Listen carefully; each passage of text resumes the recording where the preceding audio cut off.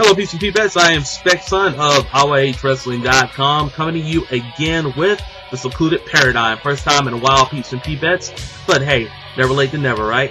Well, here in the Secluded Paradyme number 20, I'm going to discuss something that has been on my mind for quite some time, and also on the mind of some of my friends and colleagues over in ROHWrestling.com.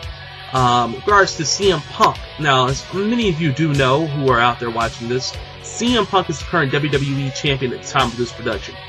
He's been the champion ever since Survivor Series in 2011 last year, defeating Alberto Del Rio. And it's been quite a journey for CM Punk over the years to him to even get to that point. And as I mentioned a little while ago, several people have come up to me, and this is something I think about as well. What was CM Punk like prior to coming to WWE? Now, I only saw very few clips and storylines involving CM Punk prior to 2006 when he came into the WWE.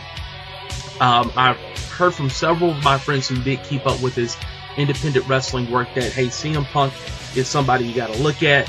He's a very, very interesting talent. And I did do that around 2003, 2004 when I began watching Ring of Honor Wrestling, and I was blown away by this guy's talents. That I really did not know the character as well as I would years later into researching his progression throughout professional wrestling prior to entering the WWE. And this edition of the Paradyme is going to chronicle that. It's going to chronicle CM Punk pre-WWE, specifically in his days in IWA, Independent Wrestling Association, basically Mid-South. Between the years around 2000 and 2005, and mostly between 2000 and 2002, and also his prominent days of Ring of Honor Wrestling, which he truly made his mark in professional wrestling prior to coming into the WWE. And many will say that it was his best period of creativity and also the evolution of his character in Ring of Honor Wrestling. And I'm going to get to both of those in this show. Now, to begin things, I will say this. I am a huge CM Punk fan right now. I love the work that he's doing. But when I researched and looked at the videos and some of the storylines that he was a part of prior to coming to WWE, I was blown away at how good this guy is. And that basically leads me to saying I don't think the WWE is yet doing everything they could possibly do to make CM Punk as entertaining as he could be. And that's giving the guy a lot of creative freedom, which I know they don't like doing it, but you saw how good he could be in 2011, in the summer before they messed everything up with John Cena and CM Punk. Fantastic storyline, great promos, and that was just, you know, several CM Punk fans who saw him prior to WWE will say, that's just a small snippet of how good CM Punk actually is and how he could be if you give him full reins. And let's start from there. Between 2000 and 2002, 3-ish, CM Punk was a prominent wrestler in Independent Wrestling Association, IWA. Excuse me. And basically another extension of Mid-South Wrestling. It was his home promotion for his early career, and it's usually, you know, considered the first portion of the evolution of CM Punk. He was a very skinny kid, blonde hair, but he had a lot of brawn, he had a lot of gall. He would go out there, cut interesting promo after promo, bashing his opponents verbally, bashing the audience that's outside, and in many cases getting into physical confrontations with both parties. He was a brash young dude who wanted to get his name out there, a Chicago kid who had watched wrestling for so long. And he basically just was, you know, he was that outcast dude that most people, the pretty people, the beautiful people on the outside would view as, you know, an outcast guy who did not belong. And he did not look like your prototypical wrestler. very skinny kid, didn't have a lot of muscle mass, but he had a lot of personality. He had a lot of brawn, and he really showed that in IWA. Now, during his time in IWA Mid-South, he had high-profile feuds with Colt Cabana, one of his best friends in the business, and he's had classic matches since. Also, Chris Hero, formerly, formerly a very prominent pro wrestler in Ring of Honor Wrestling, with his former partner Claudio Castagnoli, in basically called the Kings of Wrestling, who were just a phenomenal tag team. But this was Chris Hero at the order courses of Chris Hero's career. And while also, rising to the top of the roster, winning the IWA Mid-South Light Heavyweight Championship twice, and I'm talking about Punk, that is, and also becoming the IWA Mid-South Heavyweight Champion, and he did this on 5 different occasions, according to sources that I'm looking at right at the moment right now on my notes. He beat the likes of AJ Styles, who's working in TNA right now, who's been a part of TNA Wrestling for quite some time. But AJ Styles was another part of these the core young guys that you would see come up in the business in the early portions of the first decade of the 2000s, come up in the business and become, I won't say household names, but become prominent names in the independent wrestling scene, and also in either TNA or WWE.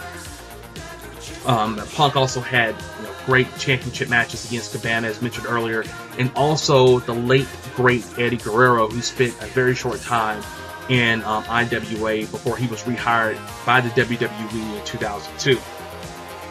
Now, Punk's feud with Chris Hero is really considered to be his most prominent feud in IWA. He had long battles with Chris Hero. 55, I think I'm reading right now, a 55-minute TLC match. A 55-minute TLC match is really impressive, let alone just the fact that it's a TLC match. Also, he had a 93-minute 2 out of 3 falls match with Chris Hero. These are old school, figures that are being thrown out here. I haven't seen these matches with Chris Hero. I would absolutely love to do it. I've seen a lot of the stuff he's done with IWA, but I have not seen some of these epic matches that I'm looking at right now. And he also had several 60-minute time limit draws with Chris Hero. That's just absolutely phenomenal for anybody of any area of wrestling right now to be putting out 60-minute matches, let alone TLC matches. So the critics who saw CM Punk at this time note that his best work was with Chris Hero. However, that's not necessarily the case in terms of his connection with Ring of Honor Wrestling. According to several notes that I see at the moment right now, CM Punk first got noticed by Ring of Honor based on his championship matches with Colt Cabana. And that would prove very, very important to his evolution in Ring of Honor Wrestling. Him and Colt Cabana will become tag team champions for Ring of Honor, having classic matches that I have seen against the Briscoe brothers, who are still wrestling right now in Ring of Honor Wrestling in their own feud right now with the formerly world's greatest tag team right now, but that's on another story. Punk, what I can tell you right now, was extremely versatile as a wrestler. Tag team, he could go long matches, he could do short matches, he was great on the mic, he was great at igniting crowds, and one thing that you will see will become extremely evident with CM Punk as he goes into Ring of Honor around 2002 is the fact that he was extremely great at playing heel and babyface. And you never knew what was coming with CM Punk. He was an enigma. And that would go into the later feud that the first real feud that he had that became extremely prominent in Ring of Honor, which was against Raven. But to finish up his time in IWA, Independent Wrestling Association, I'm going to read this short little excerpt right now that I'm reading on right now on Wikipedia that I think is very, very prudent to this discussion of CM Punk early on in his career and how he could create controversy through the use of the internet. But I'm going to read it right now. From February 2003 until May 2004, Punk refused to wrestle for the IWA Mid-South because he claims that this was in protest to Ian Rotten's, and of course Ian Rotten was a former, you know, I wouldn't say a former, but he was a prominent hardcore wrestler in ECW, teaming with Axel Rotten, and just a, you know, a destroyer-like tag team that used a lot of hardcore materials and stuff like that to entertain the crowd. But Ian Rotten has heat with several people, but this, according to reports, he had heat with CM Punk, and Punk was basically mad at Rotten's mistreatment of Chris Hero and the company, and this was one of the major reasons, reportedly, why CM Punk left IWA for good. However, Chris Hero has denied these reports and basically have said that it was because of other reasons as to why that Punk never came back to IWA on a more personal basis that he was between 2000 and 2002. If you ask me, knowing a little bit about this, I would say that it had a combination to do with Punk seeing himself outgrow himself in IWA, thinking he's done everything he can do. When you're the light heavyweight champion, always the world champion, you pretty much reached your pinnacle in that organization. Two, the stuff with Ian Rotten probably did make Punk extremely mad. When you've had great matches with this guy and Chris Hero, and you see a guy like Ian Rotten, who you supposedly think is clumsy in the ring and really can't put together a true great match and take care of Chris Hero, I can see you being upset. And number three, Ring of Honor was already calling his, you know, basically knocking on his door in 2002. Punk had another opportunity to get there, and around 2002, keep in mind, this was basically the beginning of Ring of Honor wrestling. So Punk, in many, many ways, is a pioneer of Ring of Honor wrestling. And this was another opportunity for him. And long story short, this is where he goes. But between 2000 and 2005, he remains in IWA. It's not no longer on a long-term basis. However, he does come back every now and then and competes and helps that company out until 2005. When he is officially signed to WWE. And according to Wikipedia, his last appearance in IWA Mid-South was on July the 2nd of 2005, in which he competed in a 60-minute time limit draw against Delirious. Go figure. CM Punk in another Broadway in IWA. So let's move to Ring of Honor Wrestling, and I kind of touched this earlier. When Punk joined Ring of Honor, he was basically a crowd favorite. He was a fan favorite amongst the crowd. People loved his matches. They loved his personality. He placated to the fans. But in classic Punk, you never knew what was going to happen with him. So he quickly became a villain in a feud with Raven. Now, the irony here with Raven is this. Raven, during his time in ECW, with the evolution of his character, he was viewed as an outcast. A guy who was so different in society and to himself and his character, felt that he was such an outcast and a different person within the normal constraints of society, that he was secluded from the world. A highly intelligent individual who was manipulative and very cunning in the way he treated people, in the way he discussed matters via promos. So in many ways, CM Punk was an extension of what Raven was in ECW in his early years of Ring of Honor. Their feud featured numerous variants of no disqualification matches. The rivalry lasted between 2003, and was really considered Ring of Honor's top feuds of the year. And it was basically based around Punk's straight edge lifestyle, and with him likening Raven to his alcoholic father. Now, if you remember Raven in ECW, it was very, very similar. Raven was that character, that dark, iconic figure who was secluded from society, who felt like his father abused him and talked back, talked negatively toward him, beat him, was very abusive.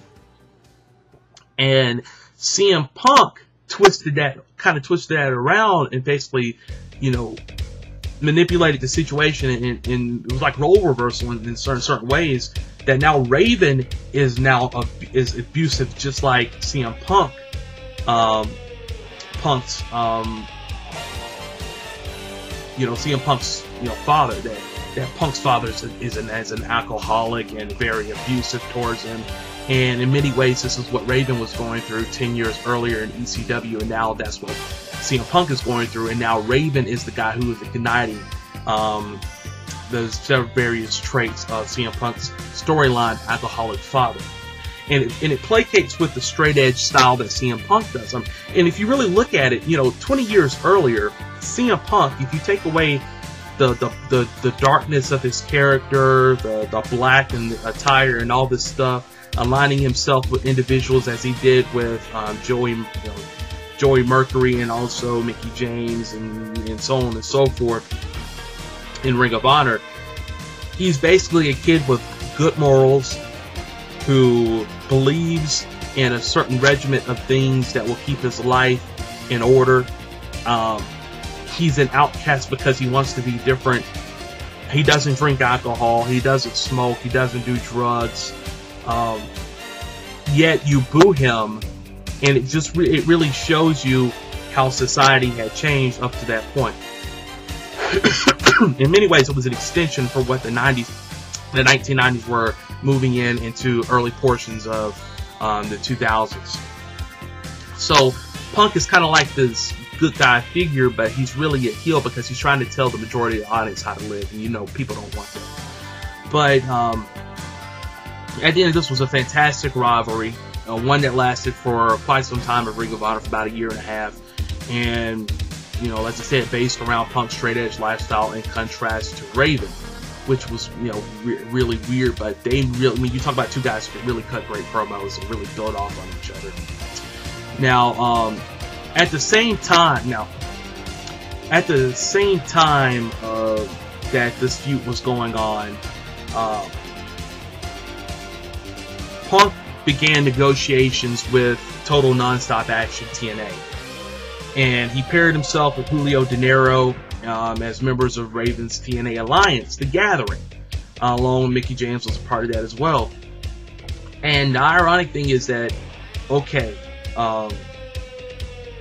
he's feuding with Raven in Ring of Honor, and in TNA, he is aligning himself with Raven. And at this time, TNA didn't have a TV deal. They were pretty strictly pay-per-views, weekly pay-per-views. Every week, you tune in to see a pay-per-view from TNA. Excuse me. TNA wasn't circulating like they do now. So it was a different type of TNA, but it was another place for him to work. Another way for CM Punk to get mainstream in a lot of ways. And that's, what helped his character out.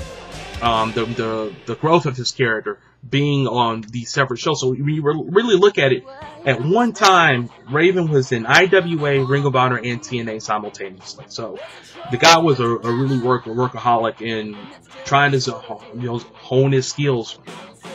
And that's what he did while being in TNA.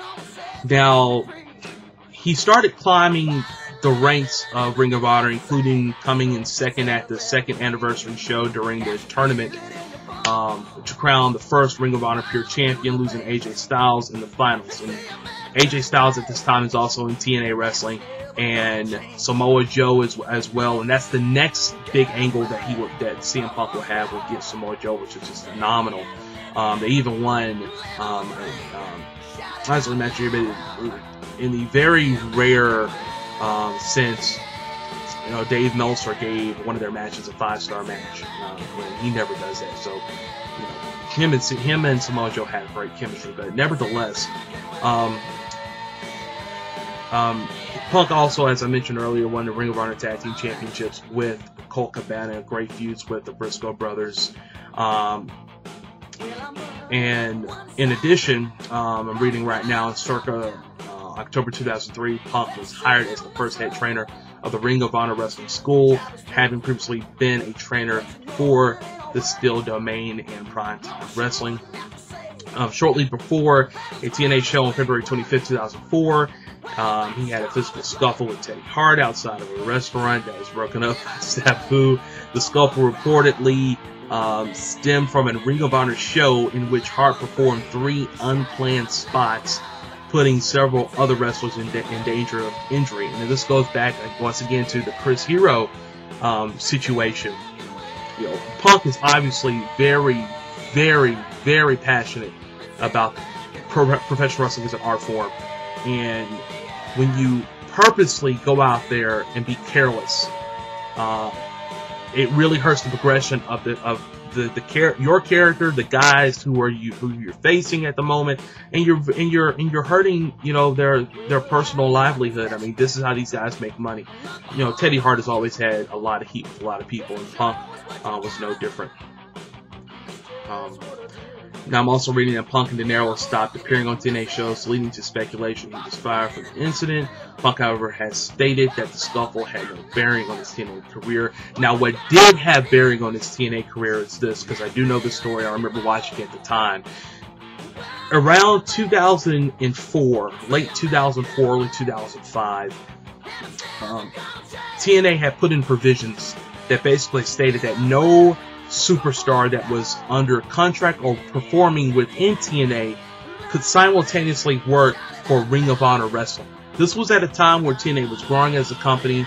Several guys were getting contracts. AJ Styles was one of them. Samoa Joe would eventually be another one that they would get from Ring of Honor Wrestling. And if you ask me, I think CM Punk could have had a secure job in TNA Wrestling for the long term if he didn't decide to do this. He decided to leave TNA for good, simply because they would not allow him to be as flexible. Now, CM Punk is making money through the indie scene, through Ring of Honor, and also IWA on specialized appearances. So when he's in TNA, that's also another significant paycheck for him. But I think when he said to himself, I'm going to take the chance to go back to Ring of Honor where I'm more comfortable, it seems to be more secure, the storyline seems to be more in focus, more fluency in it. And that was the decision that he made, and he quit TNA in March of 2004. Now, this was also at a time where the Rob Feinstein controversy, was going on, and you know, that's a whole another matter. But you know, CM Punk being straight edge and everything like that, you know, he has his morals, and I don't blame the guy one bit. Now, as I mentioned a little while ago, after a great storyline and feud with Raven that culminated at the conclusion I'm reading right now in November 2003, where Punk defeated Raven in a steel cage match, Punk sets his sights finally on the Ring of Honor World Heavyweight Championship. And this is what many people would say was the true coming out party for CM Punk, the performer, as a singles wrestler, as somebody who could be a headliner of the card for the long haul in a high-profile, top-of-the-line match for a World Championship, and that was against Samoa Joe. Now, the Samoa Joe that you see today is not even close to the Samoa Joe that was in Ring of Honor, and also his early portions of TNA when he was an unstoppable monster. Punk and Joe I think, had the most chemistry out of anybody during the specific era of wrestling. It was really the first time that I started watching Ring of Honor on a consistent basis. I ordered the DVDs and whatnot, and watching these guys fight each other. Some of the greatest matches I've seen. I'm going to read this small excerpt right here that I see on my notes, and I just want you to all get a real gist of how good this was. In Ring of Honor, Punk faced off against Ring of Honor World Champion Samoa Joe for the championship in a 3-match series. The first match on June 12, 2004 at World Title Classic in Dayton, Ohio. Tremendous show, by the way. An old ECW stomping around. Resulted in a 60-minute time limit draw when neither Punk nor Joe could pin or cause the other to submit in the 60-minute time frame. The second match between Punk and Joe was planned for December 4, 2004. However, due to Steve Corino being pulled from a match with Joe by Pro Wrestling 01, the second match was quickly rescheduled on October 11, 2004 for October 16th in Punk's hometown of Chicago. at Joe vs. Punk 2 on October 16th.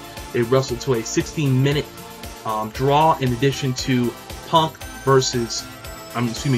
Punk 2 becoming Ring of Honor's best-selling DVD at the time. The match received a 5-star rating by Dave Meltzer's Wrestling Observer newsletter. It was the first match in North America to receive a 5-star rating in 7 years. The last one being, of course, the Hell in a Cell match between Shawn Michaels and The Undertaker at Bad Blood in Your House in 1997.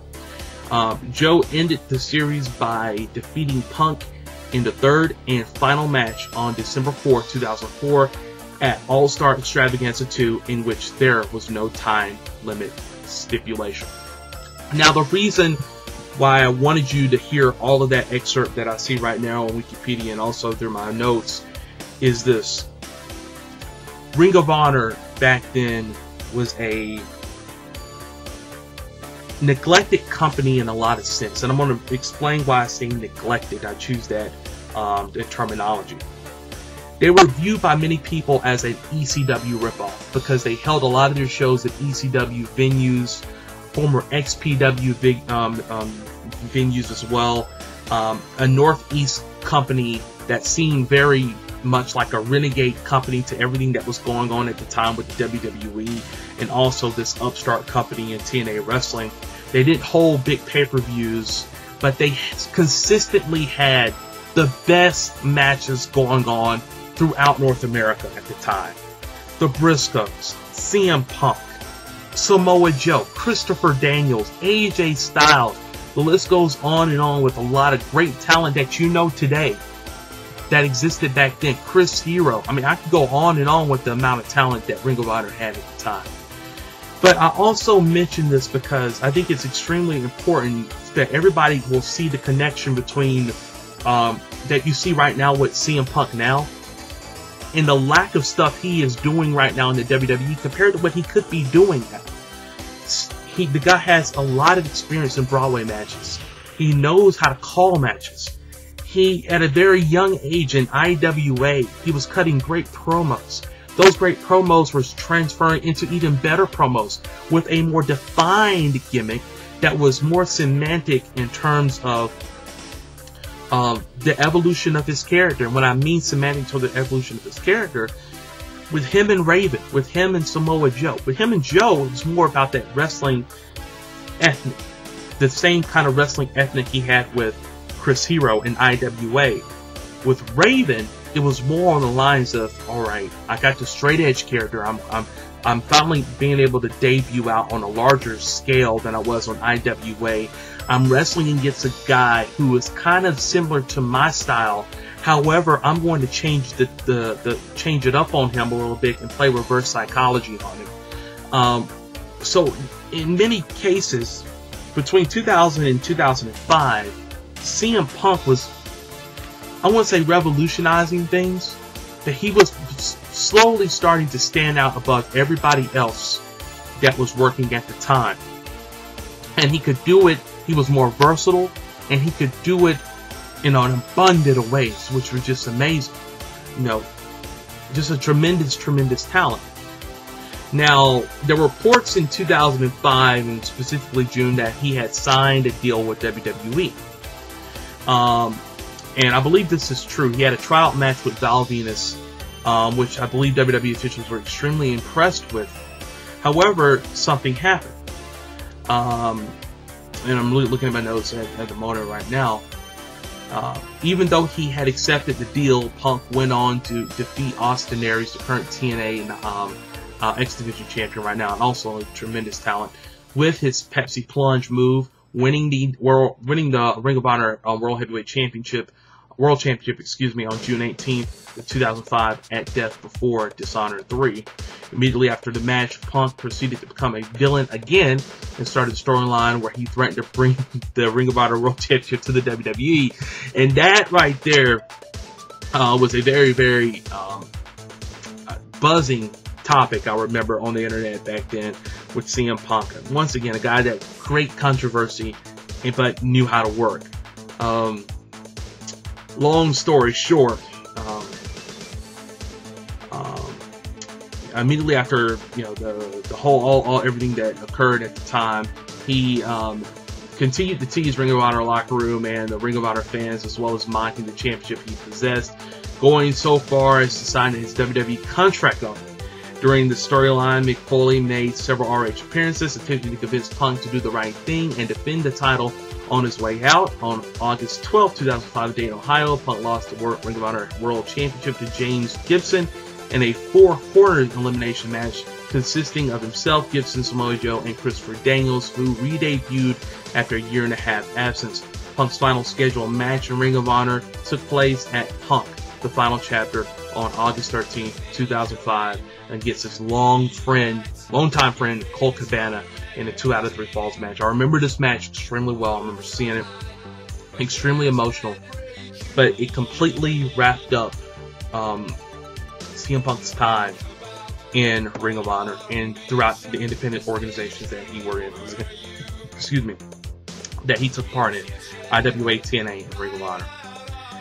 It was an emotional match because he was wrestling against somebody that he knew, that he had befriended for so many years, had done shoot interviews with, who had hung out with him, who knew him, you know, in and out. And just to show you how humbling this guy was, although he was about to sign although he had signed a new deal with WWE, he had continued working for Ring of Honor, helping the company out. This guy decides to put over his best friend Colt Cabana by losing to him in a 2 out of 3 falls match. And he did it honorably, and he did it the old school way, leaving a territory better than where he started. And it was a great way for, and it really, this was the, besides TNA's decision to not allow these guys to wrestle in Ring of Honor, the AJ Styles, the Samoa Joes, etc., and just be solely contracted by TNA. This was really the first time in Ring of Honor wrestling, truly the first time in Ring of Honor wrestling, and which a guy that was leaving the company, who was a villain, who was hated by so many people, although he was a fan favorite in several instances within the company, left the company, in which he was giving a standing ovation, showered with emotion by the fans, because I think the fans really knew that this guy was special. They knew this guy was different, and they knew that if given the right situation at the right time, this guy could produce some of the most revolutionary material that we have seen in the business since the Monday Night Wars. That was CM Punk in a nutshell. And at that night, on August 13, 2005, Punk, the Final Chapter, against Colt Cabana, he was visibly crying, and he was showered with streamers when he posed in the middle of the ring and basically left the company in better shape than where it was before. And, you know, I think everybody owes it to himself to see 3 things from CM Punk prior to him coming into WWE. I think you need to see his IWA work, Independent Wrestling Association, Mid-South, specifically with his stuff with Chris Hero, but also his stuff chastising the fans. It's just phenomenal stuff. You can check this out on YouTube. Second, his promos and his matches with Raven in 2003, 2002-2003 in Ring of Honor. Gotta see that, because that's really where you're seeing the evolution of this guy, and the fact that this guy can create controversy. He understands psychology just as well, better than anybody, and he has an extreme work ethic. He just wants to get better. And 3, you truly owe it to yourself to see him against Samoa Joe.